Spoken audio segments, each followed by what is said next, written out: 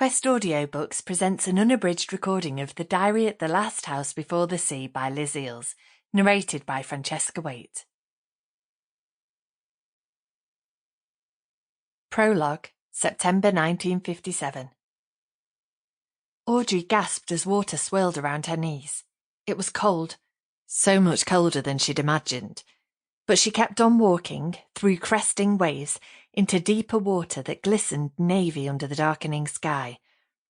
Behind her, lights were starting to shine from the manor house that sat protected in a fold of the land. Soon, Edwin would be looking for her, going from room to room, calling her name and wondering why she wasn't answering him. Her silence would be deafening. She glanced over her shoulder, her body buffeted by the full tide. What if he saw her from a window, wading through the water that was now swelling around her waist?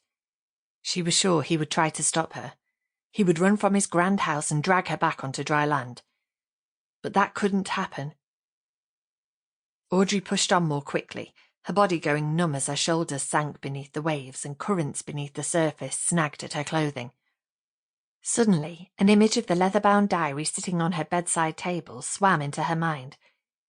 She had forgotten to destroy it. "Stupid! Stupid!" she muttered, as tears began to stream down her cheeks, mixing with the salt water that was trying to pull her under. She'd always been careful about what she wrote down, but Edwin would find the diary and he might put two and two together. Her oversight had put someone she cared for at risk, but there was nothing to be done about it now. There was no way of putting it right. On the horizon, black clouds were massing, huge menacing shapes lit from within by forks of lightning. A storm was coming, but when Audrey glanced behind her once more, the manor house remained eerily calm and quiet, as if it was watching her and ready to pass judgment. The current was tugging at her feet now, lifting them from the sand, but she tried to stand still for a moment.